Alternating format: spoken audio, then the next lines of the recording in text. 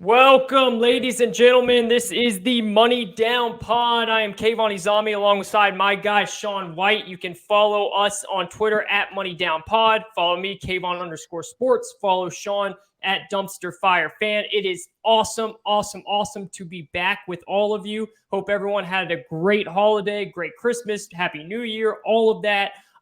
It's been a while. We took some time off. Shawn was a little bit under the weather. And, you know, we also were spending time with family and all that stuff. So it gave us some time to transition. Hopefully you guys had some good time to relax with your loved ones. And now we can start off the new year. And I think Shawn might be one of the best shows we've had in a long time just because of everything going on right now in the NFL, as well as college football, obviously with the championship game coming up. But we're going to get into that in just a second. Shawn, how are you doing today? As I said, I know you weren't feeling better, so glad to see you up and running. Yeah, I got a little sick. It wasn't COVID or anything. It was just a real bad cold. I was kind of out for it, and I lost my voice, to be honest, is what happened. So I wouldn't have been able to talk anyway. Yeah. But I hope everybody had a good Christmas, good New Year. We took those like 2 weeks to kind of regroup because we're going to hit this year real hard, man. We're going to go in with our 3 shows a week kind of set up. We're going to go hard. We're trying to grow. We're trying to put content out for everybody. It's going to be a good year this year. I feel it coming. No doubt about it. And we can't do that without y'all's support. So all of you that have been with us from the beginning, we thank you. And all of you that are jumping on board whenever you do, we do appreciate that a ton as well. It means the world to us. Reach out to us. Let us know your thoughts on the show. Let us know what you want us to talk about. And as we always do, we will bring it up and we will shout you out for giving the comment as well. So, Shawn, let's get right into it. I think the biggest thing to get into, the biggest storyline, luckily for the NFL and for us as fans, came from the biggest game of the week. And the biggest game of the week was clearly the Chiefs-Bengals. It was by far the biggest game of the week because of the star power, because of how good Burrow's been playing and how good the Chiefs have been playing. And it lived up to the bill and some. I mean, every single thing from that game went exactly as a viewer would want it to be. Maybe not as a Chiefs fan, but I don't even think as a Chiefs fan, you can really be that concerned. Like, I just think that you got beat by a remarkable young quarterback and by an up-and-coming young team that is clearly outperforming their age and where they should be right now in terms of moving forward. We've talked all year on this show, Shawn, about how we felt the Bengals are going to be a team to reckon with in a year, maybe 2, when they really start to add some more pieces. We thought that they would be good. We both thought they had a chance to make the playoffs, but we thought it might be a little bit too early for them. With all that being said, what were your thoughts on just how things went down yesterday? The Bengals took it to them. That's for sure. That was a great game. I think they were down 14 3 different times and kept coming back. Yep. That was incredible to watch. The Chiefs kind of sputtered in the second half offensively, and I don't think if they play again, we get that same performance. I think it's going to be a much more lopsided toward the Chiefs game and the playoffs, in my opinion. We could get into that if the matchup was to happen. But I'm going to be honest, that game right there, mad props to the Bengals on everything. They came out and they won this division a year earlier than everyone expected them to. I mean, I don't know anyone that was picking the Bengals to win this division. A lot of people had them 4th. So that was just a crazy job. We've talked all year about how they've built a team. They built it with Trey Hendrickson on the defense. They have Jesse Bates in the back end. Their defense is solid and serviceable. Then you look at that offense, it's star power everywhere, and it's led by their main man, Burrow. He played that game. He's had 2 straight weeks. I know a lot of people came out with the Ravens game. I was like, yeah, the Ravens have like a college practice squad roster because of all their injuries. But he came out and showed it against one of the best defenses in the league these past 7 weeks from the Chiefs. Chiefs have been putting up crazy defensive stats these last few weeks, and Burrow just took it to him with those outside weapons he has as well. The Bengals are going to be scary to play a little bit in the playoffs, especially if they get the right matchups. They're just a year early. I don't think anyone expected it at all. I've got to give props to Zach Taylor, who I've been constantly critical on. He's actually brought on an offense, and I mean, if you look at me, one of my long shot like areas, I like to try to call things years before they happen sometimes, even though you can't necessarily predict the future. I honestly thought Joe Brady would be the coach of the Bengals by next year. I thought Zach Taylor would be the one holding them back. And obviously we saw what happened with Brady in Carolina. But I thought Zach Taylor would hold him back. No, Zach Taylor's actually adapted his offense to fit perfectly around Burrow. I think they're a team on the rise. I think the AFC North better watch out with Ben retiring and not really having a succession plan. Lamar is going to get hurt the way he plays sometimes. It's just going to happen. And I know Tyler Huntley comes in and can service a game or two. It really is going to put the pressure on the Browns with this quarterback situation, but it's all about the Bengals. Mad props to them. Great game to watch, game of the day. I love the direction they're headed in, and congrats to them on making the playoffs this year, a year before anyone expected it. Yeah, I think it puts a ton of pressure on the Browns, and I think it puts pressure to the point where they're going to end up having to trade Baker Mayfield and either trade him, not re-sign him, whatever. They're going to have to go a different route because, and with that's a conversation for a different day. But there's two quarterbacks in Ohio, and one is a dead set superstar that doesn't have any commercials, and the other one is the farthest thing from it that has a ton of commercials, and it's just not even close which one is which. But going into this, and this is something that you wanted to talk about here, and I think it deserves the chance because listen, if anybody was playing against Jamar Chase in fantasy, good luck. Like good luck. If you won that, then your team is absolutely stacked. Because what Jamar Chase did on Sunday, it was something, man, that really you can't put into words because you don't see rookies do what he did. Anybody that was knocking, and this is something you're going to get into here, the picking Chase and picking Pitts and those type of players, they're definitely eating their words at this point if they thought that they should have went a different route instead of instead of taking a skill position player that early. Talk to us about your thoughts on Jamar Chase and to lump into that Kyle Pitts and some of these high draft picks that you want to preach on. So, yeah, I wanted to bring up Chase after that game, of course, because he was the main focal point outside of Burrow. I mean, the dude was lights out in every facet. He caught a 20-yard pass, turned it into 72. He caught go routes for 69 all over top of people. He mossed like 3 defenders on 3 different plays for 30, 40 yards. He was in the bag. He did everything you could want out of any receiver. That was one of those crazy top 5 receiver performances that Falcons fans would see from a Julio Jones or that you'd get from a Calvin Johnson. Yes. That was like top 3 receiver in the league type performances.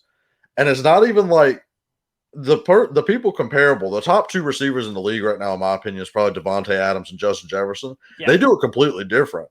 They do it with crisp routes. They're wide open. They catch the ball. They get some yak afterwards. And then they just are constantly getting hands catches from accurate quarterbacks. Chase is doing it by like catching these balls that are just right over defenders' heads. He's doing it in a crazy way. He's got a lot of high end Dez Bryant. He's a lot faster than Dez, but he catches the ball the same way Dez did. And I know everybody was on him in the preseason. I was included. It was crazy he was dropping the ball so much. He obviously fixed that. No issue there at all. As a prospect, that was great. And we'll get into the draft a lot more this year. That's one of the things me and Kayvon will talk about a lot. One of the biggest flip-flops I had in last draft was I didn't know about the Sewell Chase kind of element because you want to protect Joe Burrow. Obviously, he's the franchise. But obviously, they made the right choice there, man, because Chase is just on a different level. And getting into that as well, everyone's giving Chase their props. Everybody's got to pay attention to what Kyle Pitts is doing as well because I don't want him to get overlooked. Kyle Pitts is catching 1,000 yards as a rookie tight end. Only like Ditka's done that. And he could break Ditka's record. I mean, Ditka did it in like 14 games. Yeah. Crazy stat from back in the day. Which is nuts. But Pitts is nuts too. And Pitts is doing it where he doesn't have a lot around him. He's definitely the focal point of the offense. The one thing that you can like kind of try to knock on Chase a little bit is he got T. Higgins, Boyd, and Mixon, all them boys around him. So he's one-on-one. He was one-on-one all day. I don't know why Spags didn't think to double him, but he was one-on-one all day. Pitts catching for 1,000 yards himself as the focal point. These two were studs coming in. Everyone knew they were blue-chip prospects. It's crazy to see them perform at such an early stage, at such a high level, to where you think they would both be possibly top 5 at their position after their rookie year. Yeah, it's such a great point. I was so happy when you talked about this in our rundown in the pregame show to talk about what we wanted to go over. It really needs to be spotted, man. First of all, with Pitts, the guy's getting the biggest and most attention going into the game. I mean, Russell Gage is the second best weapon on that team, and no disrespect to Russell Gage, but he just doesn't bring the allure, the scare to a defense. Like he's a deep threat. He's a glorified deep threat. Exactly. That's it. Yeah. And you don't have Ridley out there to take away. You don't have Julio anymore. What Pitts is doing is very, very awesome to see for a Falcons fan. And I'm really excited because it's also showing, I really love the way Arthur Smith is using him.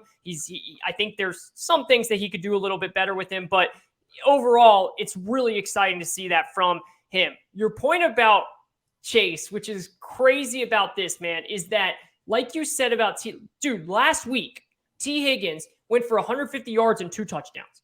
Like it was like 170. Like he was 172. Like, T. Higgins is not just as good, but he is a really good wide receiver. Like the way the Bengals have drafted some of these skill position players, which is why I'm not going to sit up here and hate on the people that were saying they should take Sewell, because I was a flip flop. It was up in the air for me too. That was my hardest decision. And I think one of the reasons why was Burrow got hurt. You know, if Burrow didn't get hurt his rookie year, I don't know how much I would have been on Sewell. But since we already saw how bad that line was, and since we already saw him have a big time injury, I was like, you got it. So that's why, like, I'm not going to, even as good as Chase is, it's hard to say that that's a bad decision to take Sewell because of what happened the year before. Now, obviously, in hindsight, you're going to take Chase because of how good Chase is. But I do think we need to talk about their connection. This is no knock on Chase at all. Chase is a damn good receiver, and I think he would be really good at any other place. Shawn, I don't know if he'd be this good at any other place. Obviously, you put him with like Mahomes or someone, they're going to be good. But there's something about these two and their connection. Like, dude, they just know each other. Like, you talking about those high balls and the way Burrow is putting them in a spot where he knows, I know my guy can go get them. Like, Dan Orlovsky, who I have great respect for as an analyst, he does an awesome job with ESPN. He did this breakdown of the connection that they have and the way that it was timed out where Chase knew to turn his head and look right before the ball was thrown. It was just the correlation of the way those two guys clearly know each other. I think that has something to do with how good Chase has been. Again, he would be good anywhere. I'm not saying that, but I just think that it was a perfect situation because they broke records in college. They knew each other really well, and they came into a spot where they could do the exact same thing. And I think that's something we need to mention because it's important, the type of connection that these two dudes have. Yeah, that's an absolute excellent point right there, because that's something that you see with these like record-breaking receivers a lot. You see them be very close with their quarterback, like almost like they're the same person mentally when they step to the line. I mentioned Devontae Adams. You see that with him. Rodgers knows exactly where Devontae is going based on coverage. I'm not even sure if Rodgers knows what route Devontae is going to run beforehand. I almost feel like they just snap the ball and react at the same time, the same way. That's how it is with the ball placement for Burrow and Chase, like you said. Burrow just knows how to like throw it to the outside of the numbers, and Chase is just like, okay, I'm going to go high point this, or I'm going to go catch this. It's something great ones have. A lot of people mention it with like Troy Aikman and Michael Irvin back in the day. I know Brady's had several. Brady had Welker to Edelman and Gronk. Yep. So that was kind of his like little triangle, even over Moss. I mean, Moss was just so talented on that team that's how they did it. It wasn't like a connection thing. Brady had that sixth sense with Gronk more so than anybody. Mm-hmm. So it's kind of cool to see that. If you bringing that up, though, that almost makes me want to give some props out to Justin Jefferson, though, because he's doing that with Kirk Cousins. Yep. Like, he doesn't have that connection with Kirk Cousins. But I completely agree with those points. Like I said, I wanted to make sure that Pitts didn't get too washed away just because he plays on the Falcons team that's kind of out of it now. Yep. Pitts has been having that season, man.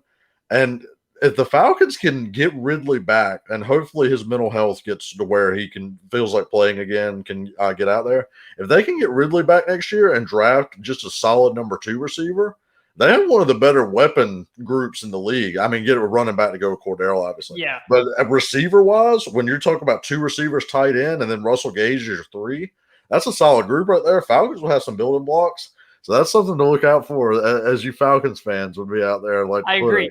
No, I completely agree, man. And again, I love seeing the way Pitts can run after the catch with the ball as a tight end. That's why, he doesn't look like a tight end, man, because he runs so well with the ball after the catch. So I completely agree. I'll be excited. Hopefully we can get Ridley back. We haven't heard much about him. I want to really quickly ask you this. And I know you kind of hit on it, but just to clarify, are you worried at all about the Chiefs? Like at the end, again, one thing we have to talk about, and the Bengals deserve their praise, but one thing that does need to be mentioned, bro, they've only beaten one other team this year other than the Chiefs. That's has a winning record. That's a playoff team, because Baltimore, they beat Baltimore twice, but Baltimore's now 8-8, so they don't have a winning record anymore. And they do it at home really well. They're going to have to go on the road when they face a team like the Chiefs in the playoffs. So it's a great win. They're a good and up and coming team, but I'm not going to sit here and tell you that they're a Super Bowl team yet. Like I'm not going that far. I think they could beat anybody on any given day.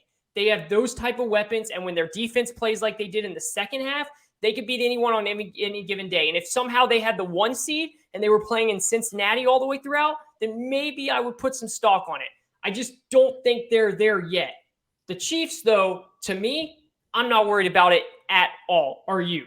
Same here. No concern. The big concern that I do have is not having that first round bye anymore, because I think Tennessee's going to lock it up at this point. Yeah. That's the one issue that going in, it kind of really screwed the Chiefs up right there. But, I mean, they were due a game like this. They scored 30 points still. The defense has been holding down everybody. What they did, they just ran into the hottest offense in the league right now. Yeah. The Bengals are the hottest offense, and at home, they're like even better. They were at home to clinch a division that nobody picked them to win. I mean, Burrow, with his underdog mentality, like, even though we're going to get into why he shouldn't be that you really wanted to bring up. So we're going to get into Burrow with that underdog mentality that he has, even though he was the number 1 pick and everything. So they just ran into a buzzsaw. I mean, they only scored 3 points in the second half. That's not going to happen very often. The Bengals defense is not that good. It's just solid. It's not that good. The Chiefs are going to be okay. I'm just more concerned that the extra game could tire them out, maybe give them a little bit of issue. I think they're still probably going to be playing at home, because I don't know if the Titans are going to win out enough to host the AFC Championship game. I can see the Bengals upsetting one team like we talked about. I think they probably lose in the second round this year. Yeah. But they have been shattering everyone's expectations. So if they get the right matchup, they can be a problem. I just don't see them as a Super Bowl team, not at all. They need 1 year of free agency this year. They need to spend on some defensive help, in my opinion, maybe one more O-lineman. Yeah. I think they'll be solid for next year as a Super Bowl window team. Other than that, the Chiefs are going to be fine. We'll talk about them going forward even more. I'd take no stock into that loss. They just ran into the hottest team in the league right now on offense. Yep, completely agree, and I think they're going to be fine. They're still my favorites to get out of the AFC moving forward. So now I want to move to this topic here, and I don't want this to be the show of we're just touting up the Bengals and all this stuff, but it needs to be said, in my opinion, just because of what we're seeing. I think Joe Burrow, Shawn, is an absolute superstar. And I think I would actually go far enough to say, and it's going to sound hyperbolic, it's going to sound like I'm living in the moment, that he is, if not the best young quarterback we've ever seen in the NFL. And it's shocking to say that when you see Patrick Mahomes and what Patrick Mahomes has done. But Patrick Mahomes he didn't come into the league as the number 1 overall pick. And he also came into a situation where he sat for a year. He had an established head coach, one of the best head coaches to do it, just never won the big game. But Andy Reid is a phenomenal head coach. He learned from Alex Smith. Burrow, and the reason why I think I feel this way, and you said this before the show, is maybe because he only had 1 year of college. So we really are very new to Burrow. And now he's getting his flowers. So it doesn't sound as crazy as I'm saying this, but just what Burrow is doing. First of all, his composure. I've never seen, it's really rare to say you've seen someone that is so cold-blooded, but also so damn cool at the same time. I mean, the guy never freaks out. The guy never shows any emotions. He literally just does his thing, and he just does it so well. And to me, He is one of the best young prospects, the best young quarterbacks I think I've ever seen in the NFL, man. Like, I am flabbergasted. I am shocked by how good Burrow is. I liked him coming in, but I was not 100% sold because I only saw him for 1 year. And maybe that was on me for not overtaking what we saw in that SEC year and that SEC championship game and that finals and all that stuff. But I was like, man, maybe Herbert might be better than this guy. And look, Herbert's going to be really good and they're going to be neck and neck. But I don't even think it's a conversation right now after what we just saw Burrow do. I think Burrow is the best young quarterback in the league. Okay, yeah. So are you going young as in Mahomes is still young, or are you going young as in under Mahomes young? No, I'm going under Mahomes, but I will say right now, I would have to think if you were giving me Mahomes or Burrow, I would have to sit there and think. A couple months ago, weeks ago, it wouldn't have been a debate. I would have taken Mahomes right away. And I still probably would take Mahomes, but I would actually have to sit there and say, can I sleep on this? If you're a GM calling me and you say, okay, you want Burrow or Mahomes, I would say, Shawn, I need to sleep on this, man. I actually need to sleep on this because that's how impressed I am with Burrow right now. Okay, so I couldn't do that with Mahomes. Mahomes has shown too much for me, so I can't go that far. And it was funny because when we were starting, I had written down that I wanted to do a little bit of Burrow Herbert debate because the reigning sentiment has been that Herbert is much better. When in reality, Burrow's kind of been right there with him the whole time. He just hadn't been hyped up. These last 2 games, Burrow's kind of put himself on the map a little more, which is funny because Burrow just does this thing where he flies under the radar low-key, Yes. and I do know some reasons behind that. So I know you said you said this in the beginning when we were just talking to ourselves. So I wanted to bring this up. Yeah. You were talking about him coming out as a prospect and how Trevor was a bigger prospect. Yes, even so though Burrow, I want you to explain. So I'll say what I said so that you can explain it because I think you explained it really well. We've hyped up Trevor. And again, I want to make this very, very clear. And if anybody that's been watching this show knows my sentiment on this, I'm not even looking at this year for Trevor. I am still 100% sold on Trevor. I still think Trevor's going to be a really good quarterback. I knew they were going to lose by a crap ton of points yesterday. That's what Belichick does against any rookie quarterback. Go look at any rookie quarterback. Go look what he did against Josh Allen, all these guys. Like, I knew that was going to – I am not worried about Lawrence. But when the way we talked about Lawrence coming out was this is the best damn thing we've ever seen since Andrew Luck, since John Elway. I mean, this is the best prospect we've ever seen. And I'm not saying we shouldn't have had that conversation. I'm just saying I think we should have had that conversation with Joe Burrow as well. Joe Burrow should have had that conversation, and I'm confused why we didn't, but your answer was great. So here's why Burrow, in my opinion, wasn't touted like that. And this is actually why he flies under the radar now. It's very strange. It's a very strange college to pro comparison for a guy that's as great as Burrow is. Number one, he only played the 1 year. So Trevor put out 3 years of being great at Clemson. And not only did he do it, he beat Bama his freshman year. And even though he didn't win the championship those next 2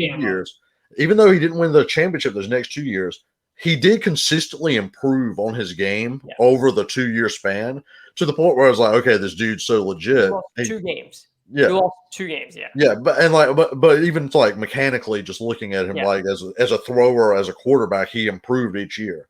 Burrow had the 1 year, and it was like a freaking meteor came in, and he just destroyed everything. So you didn't have the other years to go on. A lot of people tried to knock him on that first, like the first 4 games he played for LSU the year before, where he was a little shaky. But the truth is, he was just kind of breaking it in there. Here's the big reason why he isn't as touted, and I was thinking about this some more after you brought it up.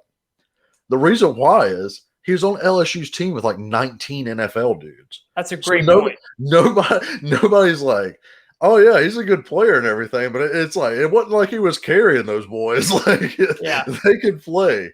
He had Chase and Jefferson, so it's kind of like that aspect of it.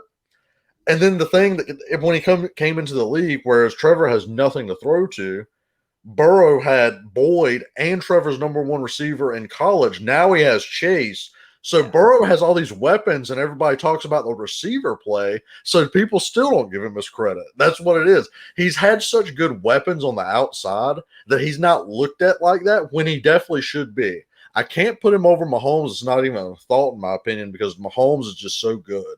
Like there's just something about him with all the arm slots and everything. What Burrow has done is I think he's gone past Herbert in a lot of people's mind now, and he was already there in my opinion, because Herbert has this one issue, in my opinion, to me, where he doesn't consistently play game by game. It's a Charger thing in general. The Chargers can't put together back-to-back games, and when Herbert does miss his weapons, like Burrow last year with just T. Higgins as a rookie and Boyd, Mike Williams is out. If Keenan Allen's out, Herbert looks significantly worse. He throws all these touchdowns with all his good skill position people around him. And don't get me wrong, I'm not hating on Herbert at all. This is splitting hairs. Just understand this. This is splitting hairs with top quarterbacks. That's why I put Burrow a little bit there, because I feel like Burrow doesn't need the athleticism that Herbert also needs to succeed. Burrow just slides in the pocket. He slides in the pocket and throws the ball. That's kind of what he does. The other thing he has done is he's elevated over Josh Allen, in my opinion. That's for sure. Josh Allen, his highs are higher than anybody's highs, but that floor that he can reach, it's just you see that first half? Yeah, it's just too big of a gap. Yeah, he was looking like he was playing Belichick's defense out there against But no, so that's where I'm at on that. I would agree with you. I think he's definitely top 3 when it comes to young quarterbacks. I'm a big proponent of Kyler Murray. My issue that I have to put Burrow a little bit ahead of Kyler is on health. Just because even though Burrow's line did that the first year, Burrow's kind of proven that he can slide in the pocket and be okay and keep himself protected. Kyler hasn't gone a full season being healthy. That's one thing that struggles. I think they both throw one of the more accurate catchable balls in the league. So that's why I put them up there with Mahomes. But you're right. Burrow's coming, man. Burrow's going to be one of these top ones. And this AFC is loaded when it comes to young quarterbacks. It's insane. And there's one that he might not be in the AFC, but hasn't even played all year in Deshaun Watson. I mean, like, it's incredible what is going on in the AFC. But, dude, let me ask you this to your point, because I think you bring up some really good points. And what you talked about there was Burrow with the weapons he has, like he had, which is such a good point at LSU, and then even now. But look at what Herbert has, man. So it's still odd to me because Herbert's weapons, I mean, some could say are even better. Now, with the way Chase is playing, they're probably not better right now just because Chase is so good. But shoot, before the beginning of the season, if you said you want Mike Williams, Keenan Allen, Austin Eckler, or you want Chase, Higgins, Mixon, like Boyd, you would take Mike Williams and the Chargers and all that, right? Okay. Here's a good one. You would say that Mike Williams is probably the slightly upgraded version to T. Higgins, right? Yeah. I think Eckler and Mixon's probably a wash. Mixon's a little better running. Eckler's a little better in the pass game. Chase has a slight edge right now over Keenan Allen, even though Keenan Allen has the experience. That's probably where you go with. It's splitting hairs, but that's what it is. It's a slight upgrade over on your number 2 and then the number 1 on the Bengals side. It's kind of what it is. And then it's a wash at running back. No doubt. So that's a great point. So my question would be is because it just still feels like, and maybe now it's going to change because of what we've seen, that Herbert is the one that still gets all this tout and all this noise about. And I think it just comes down to what we always hear before drafts and stuff. And it's just the arm talent. Like Herbert can throw that damn ball 2 football fields and a half, and it's just amazing the way he looks. And he's on the rollout with his feet crisscrossed, and he does this and that. Maybe that's why. But like that's my thing. We still weren't touting Joe Burrow like we were Herbert, even though Herbert has damn good weapons around him too.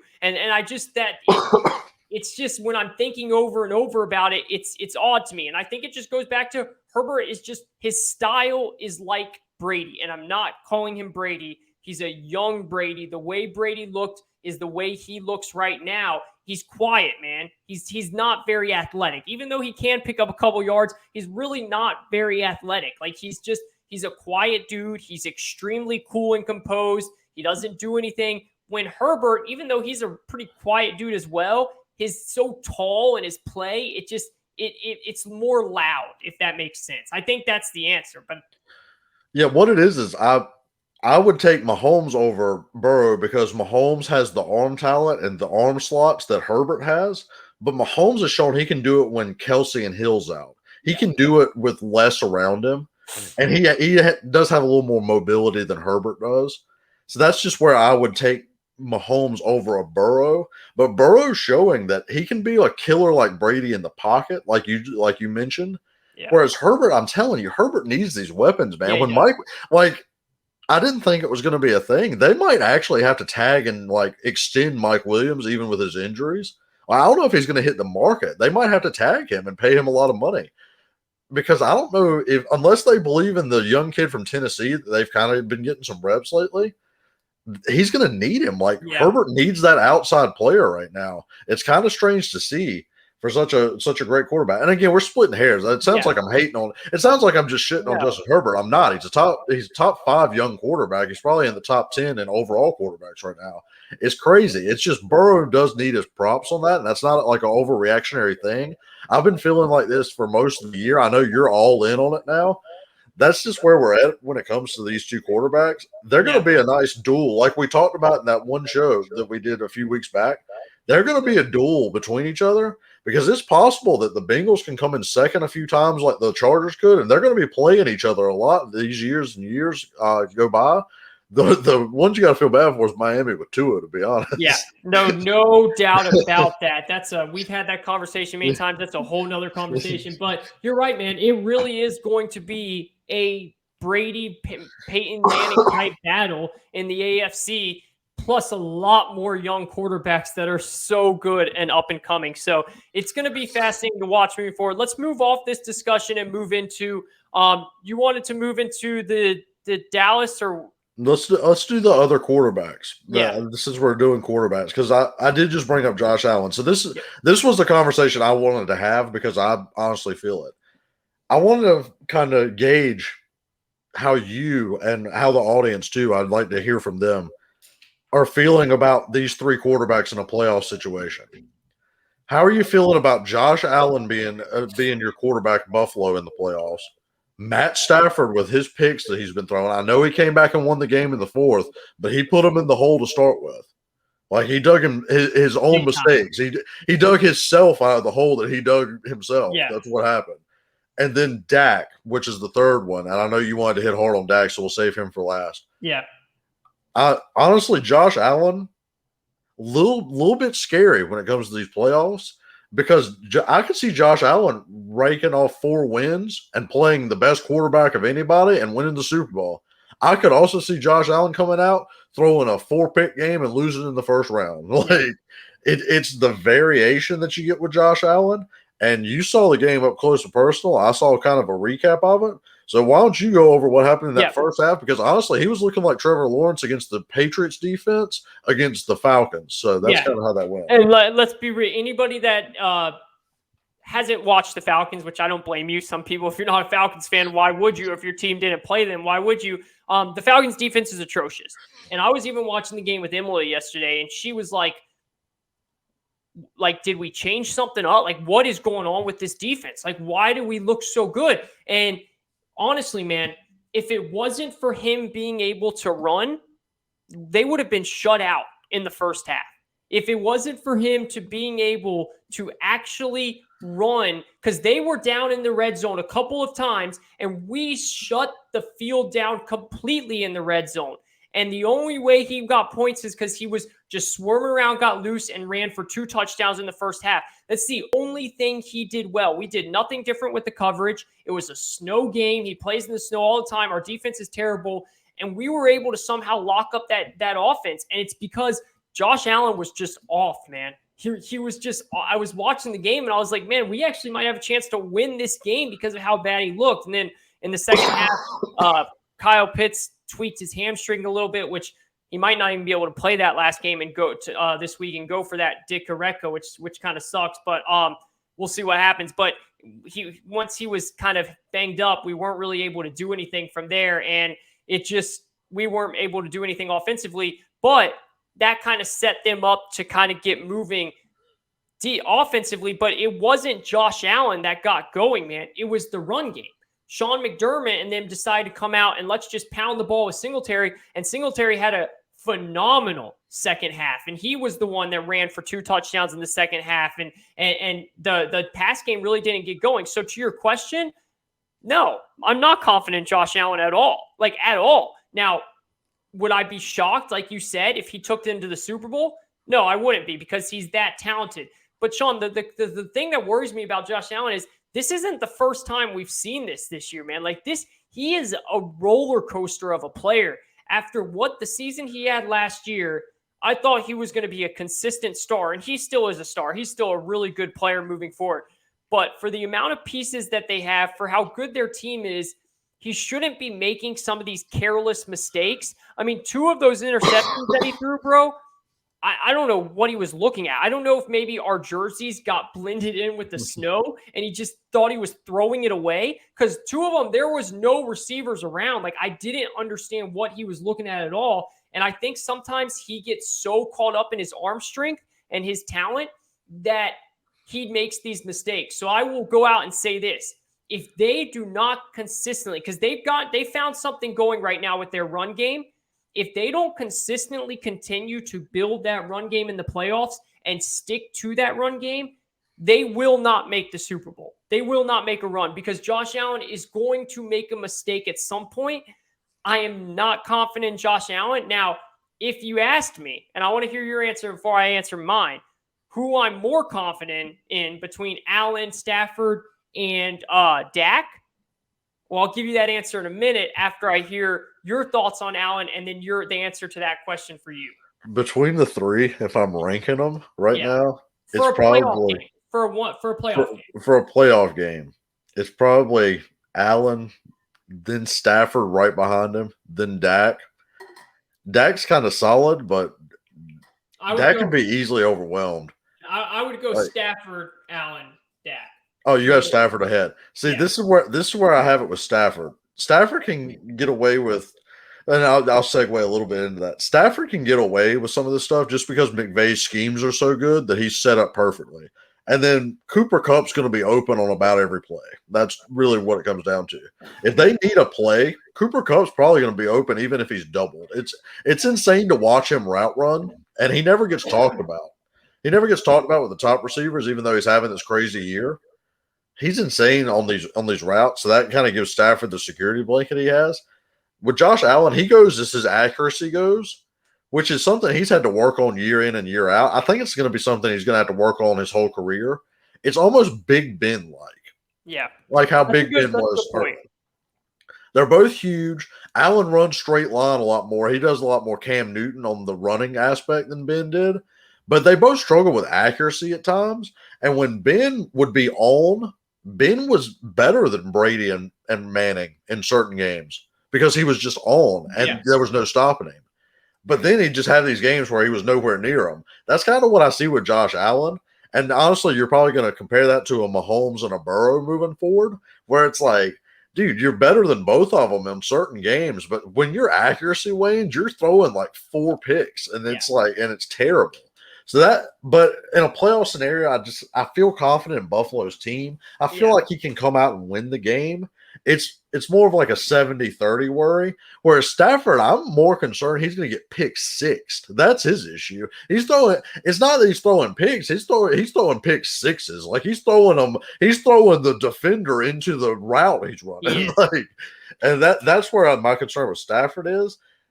When it comes to the playoffs, I'm not super concerned with Stafford. Like I said, I think McVay is going to get the run game going. I think he's been hiding the run game out a little bit, waiting for playoff time. I think he's going to condense it a little bit more to where you're off play action a few more times. I think they'll be fine, the Rams. I don't necessarily think they're a Super Bowl team, in my opinion. I think they're a little overrated by people. Yeah. I don't love them against other teams. Maybe the Buccaneers fall down a little bit with all their chaos and injuries. Stafford he's right there with Josh Allen on my concern list. Like they're a little concerning for me. I'll let you go ahead and bring up what you feel about that, why you're more confident in Stafford. But I think it's more McVay that makes me more confident in Stafford than anything. Yeah, so McVay's a huge part of it. And I think Sean McDermott's a really good coach, but I think McVay is a better coach. And so I do put more trust in McVay. I will say this about Stafford. I worry about Stafford in the beginning of the game, like you said. I worry about him that. I don't worry about Stafford late in the game. And we saw that last week. We saw that a lot this season. I think Stafford's actually I think he's a clutch player. And I don't throw that word around a lot, but I do think he has a gene about him where he can come through later on. Now, I'm not going to go out there and say he's like Mahomes clutch and some of these other guys clutch, because we haven't seen that in the playoffs yet. But I do have what I worry about Stafford is in the beginning of the game. If he makes a mistake, it usually seems like he makes two. Like kind of what you're talking about with Josh Allen. It's like he throws one pick six. It's like, oh, he's got to throw another one. Like he's got to shake out of it. That's what worries me. But I just with Stafford's veteran presence and just the coaching that he has around him, I'm not as worried about him. It's slight. I'm not saying I would take Stafford over Miles or anything over Josh Allen in one game. Just from his experience, from him being, first of all, in the NFC, I think the first round might be a little bit easier depending on who they match up again. If they match up against the 49ers, that might be a different issue. But it's slight, and it's mainly because of McVay. It's also because I can trust Stafford to eventually at some point reel it in. Now, it could get so out of control early that it messed up. I don't know if I can trust Josh Allen to reel it in if things go bad. Like, as bad as Stafford was in the beginning, like yesterday, to his credit, he reeled it in and he put together some drives. Now, in the playoffs, he might not have that chance, but at least I know if they do have that chance, he can reel it in.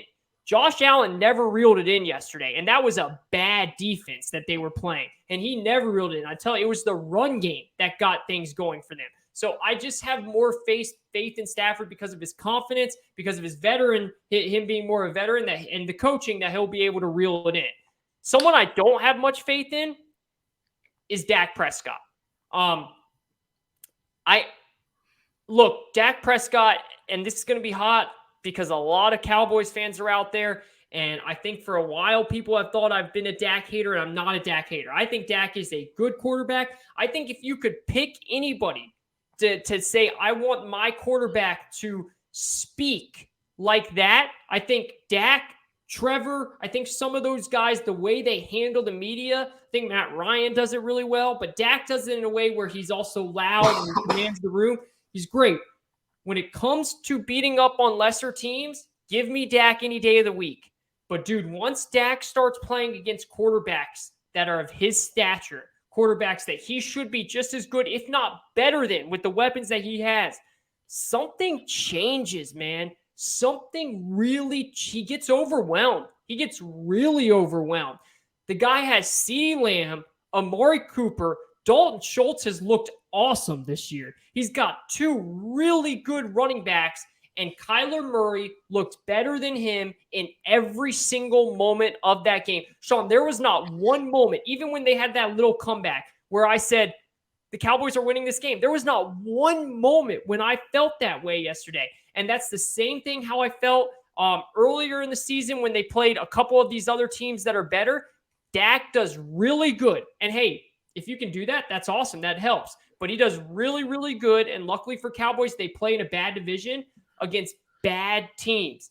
But when it comes to these teams that are better than they are, they have just as much talent or more talent, I haven't seen Dak put it together yet. And that worries the hell out of me moving into the playoffs.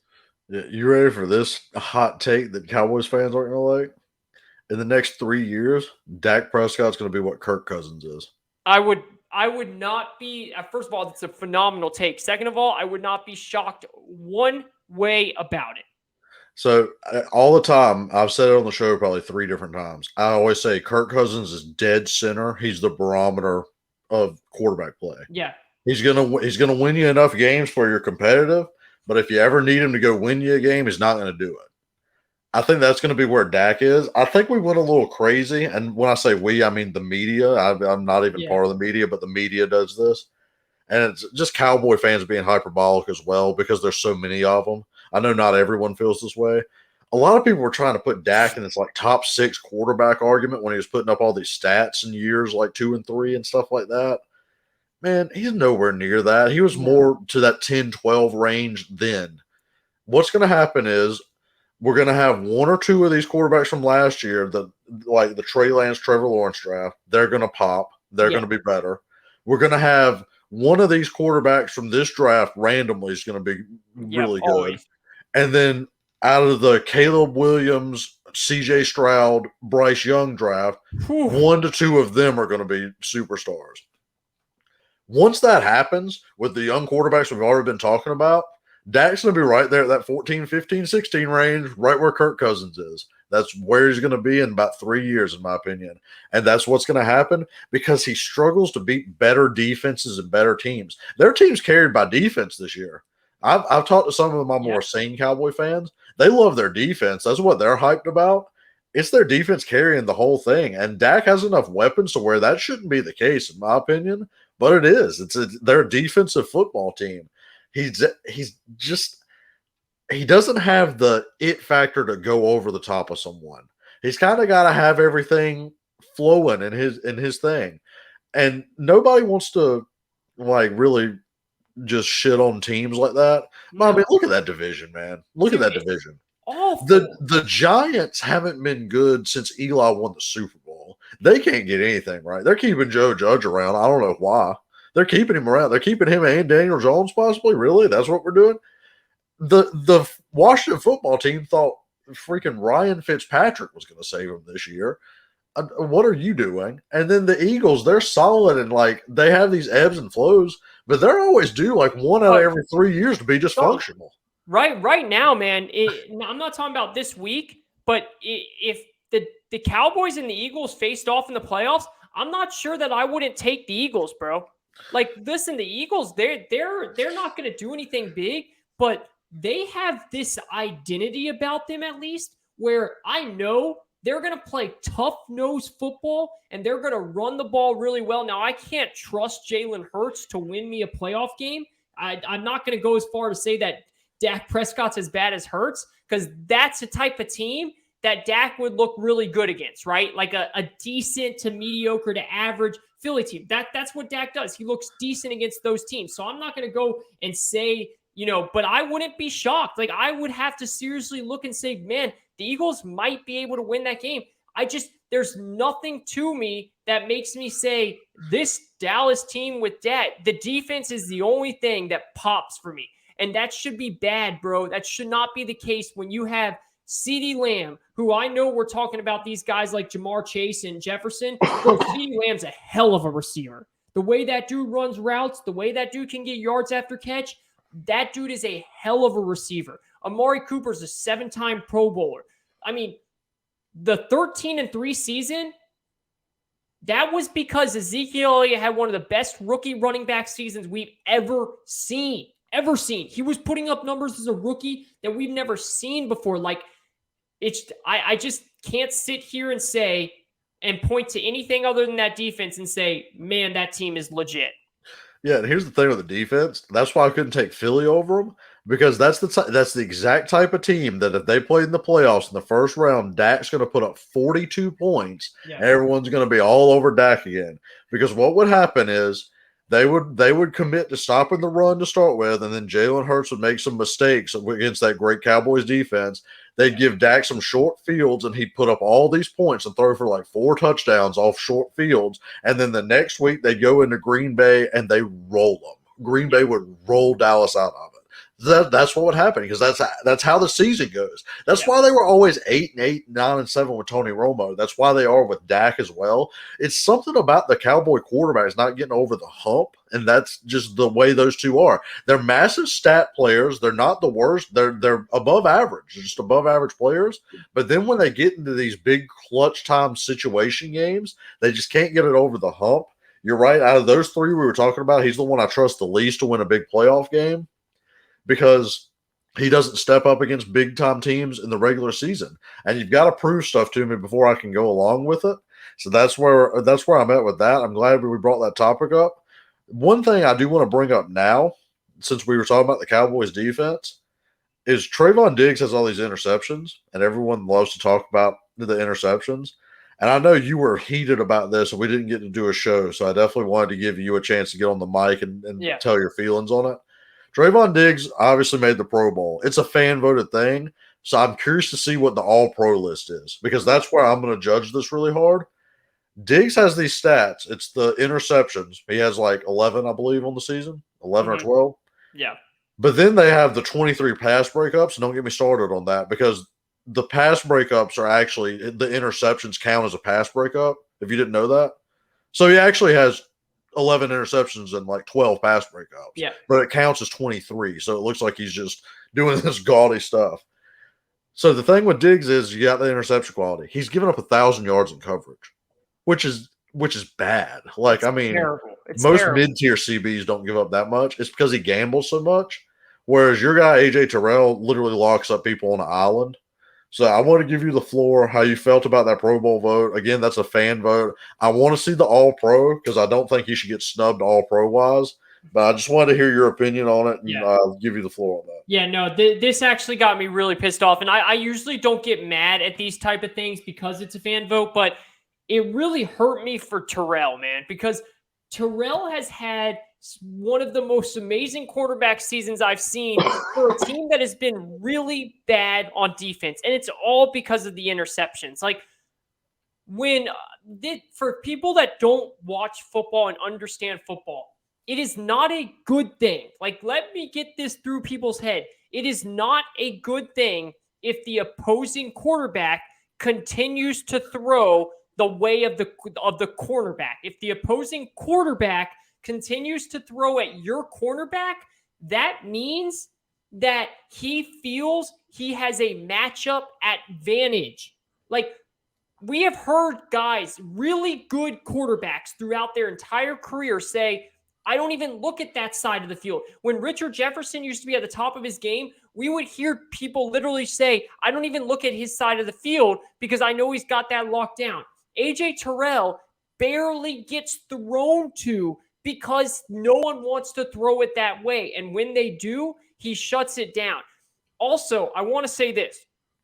For people that don't understand this, when you have a pass rush like Dallas has, like with Micah Parsons and Lawrence and all of those guys, when you have a pass rush, it allows your cornerback to be more feisty, to jump the gun a little bit more because he knows that he can because of the pass rush. Like, AJ Terrell is not able to jump the gun for those picks because he doesn't have the type of defense to help him at all. Like, he doesn't have the pressure that can help him jump the gun like that. If AJ Terrell tried to jump the gun and try and go after a pick instead of just a breakup or instead of just locking down his man, it would lead to way more turnovers. He doesn't have the safety help. There's just so much things that he doesn't have. If you put AJ Terrell in Diggs' spot and you let him be able to jump it up like that for some picks, AJ Terrell would do way better than Diggs is doing right now with also locking down the person that he's supposed to be locking down. It's just so much different, man. Like, AJ Terrell is doing this on a defense that is miserable. The other side of the field is getting left and right picked apart. And when the receiver comes over to his side, he stays there and he locks them down. And he's done it all year long, man. I really felt bad for AJ Terrell. I really did. And I just hope he knows that it's a fan vote and all these fans care about is, one, he's on the Cowboys. Obviously, he's going to get hella votes. And two, interceptions is all that's mattered. I think you're right. I think Pro Football Focus, and I know they have some things wrong. Pro Football Focus, AJ Terrell has been the number one cornerback on the season since week 8. Since week 8, he has been the number one lockdown cornerback on Pro Football Focus's website. That right there, they put so many different metrics into it. It says it's enough. AJ Terrell better be an All-Pro this year, bro. It's 4 corners for All-Pro, right? Or is it 5? Yeah, I think it's 4.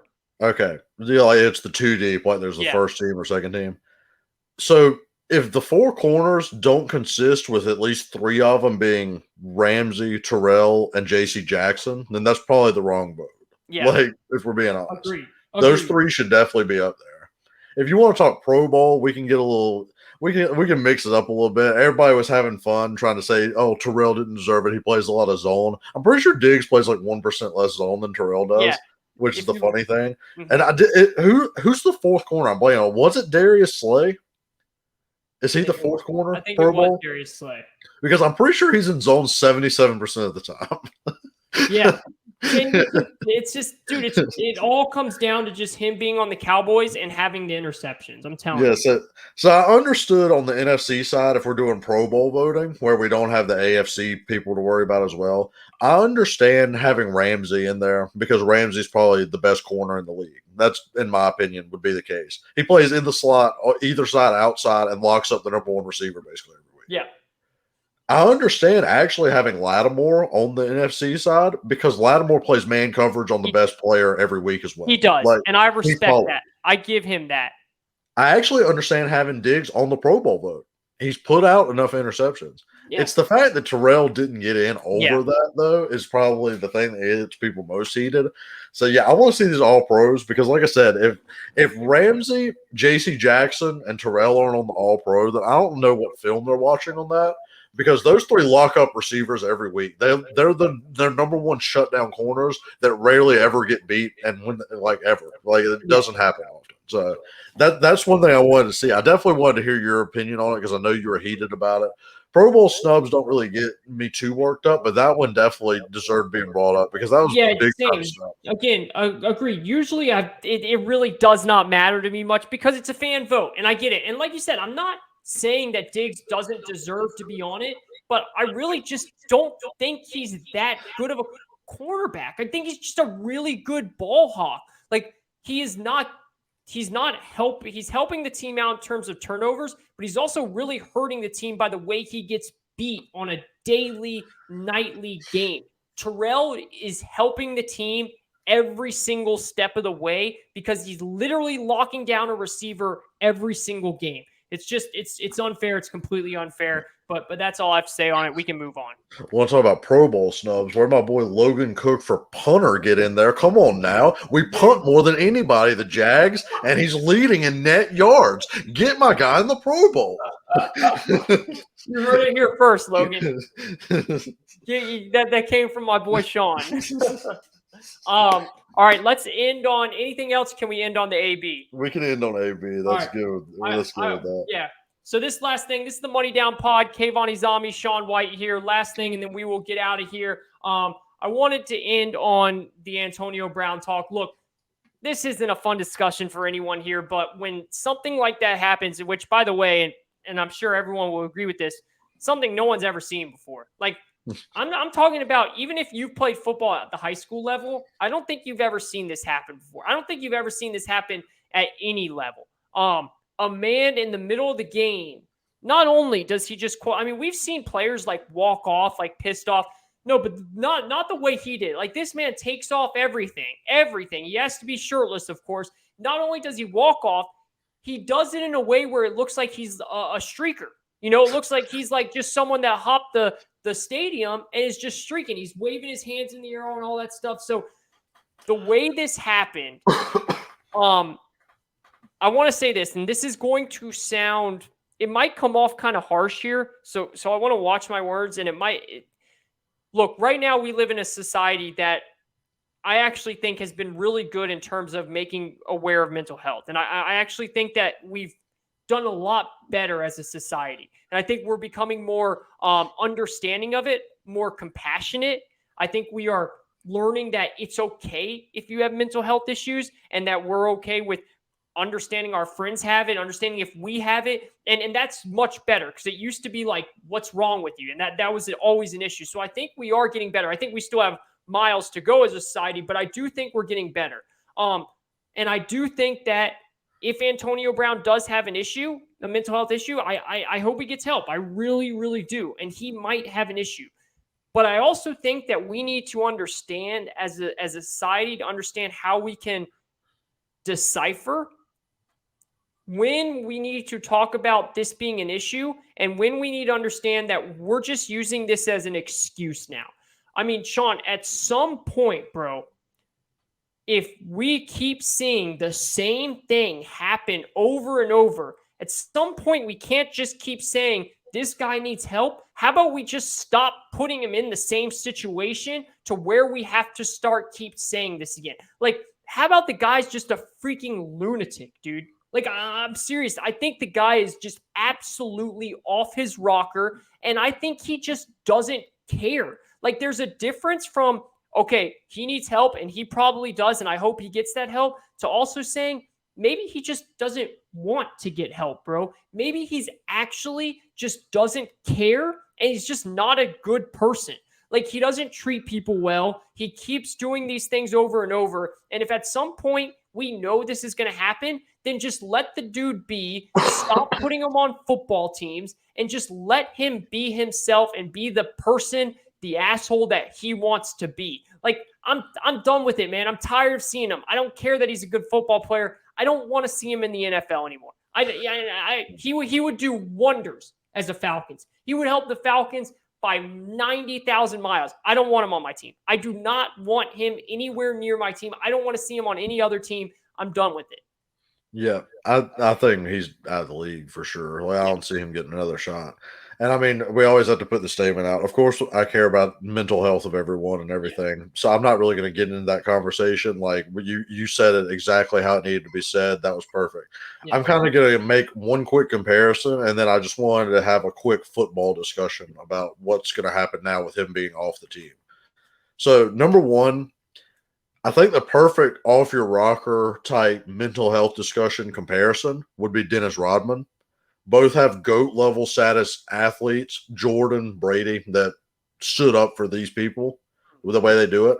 The difference is whenever you hear people talk about Rodman or whenever you hear him in interviews, he's very sincere. He's a very kind-hearted individual. He's not some like huge dick. He's just, So you can true. tell he has issues. It's a great point. AB kind of has these issues, but how much of it is the issues and how much is the dude's just an asshole? Like, he's an asshole. That's what it is. And Mike Tomlin dealing with that for 9 years. What a coach. What a coach that was. That is crazy. So much could probably come out about what happened in Pittsburgh because they did such a good job organizationally as keeping that under wraps. So that's one of the comparisons I wanted to make there. Well, that's a great comparison. Yeah. Great comparison. Because you can have these issues, and obviously you saw Rodman do crazy shit, go to Vegas, Carmen Electra, all that. But in the end of the day, Rodman was always respectful to people and didn't he wasn't a dick to everybody. I mean, AB's not paying chefs. He robbed a delivery truck. I mean, you never know what the dude's going to do. And I don't know how much of that's mental health, how much that's just AB, because he's been like that since college. So you can't be blaming too much football, like getting hit to the head type things like some people do. That's the thing. I think he's out of chances. After Brady sticks up for you and you make him look bad, I think you're done. Like, I just don't see it happening. The one thing I wanted to bring up to end the show, football-wise, it puts the Bucs in a terrible situation. Yeah. Because I said when Godwin went down, they're going to need AB to step up. They got to get him back. All of a sudden, Brady's losing his weapons left and right. He's down to like Evans, Gronk, and then Brate now at tight end. He's got some people he's throwing to that's kind of on the bottom end of the depth chart. They're going to need Fournette to come back and play a huge role. I honestly think the Bucs are in a little bit of trouble now. I wasn't as concerned when Godwin went down because I thought AB would just step in. Now with AB gone too, I think the Bucs are in a little bit of trouble when it comes to playoff time. Yeah. So the one thing I'll say to wrap it up here, first of all, everything you said on AB is right. I just think at some point when a person keeps telling you over and over and over who he is, we just have to accept, okay, this is who he is.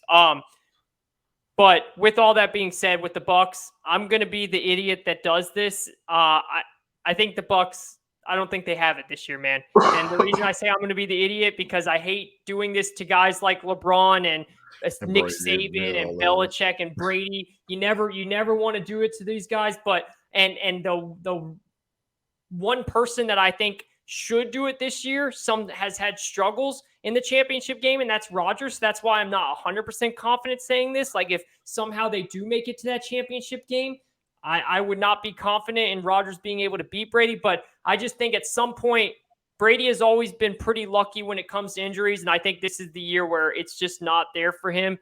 I think this team's too decimated. I think it might be done, man. If Fournette can come back and Evans is 100% healthy, and Gronk's obviously healthy, I think they can make some noise, but I think Green Bay is just way too good of a football team right now. I don't see it happening this year. We'll see as we go, but that's how I think we'll leave it for now. Oh, yeah. That sounds Awesome. good.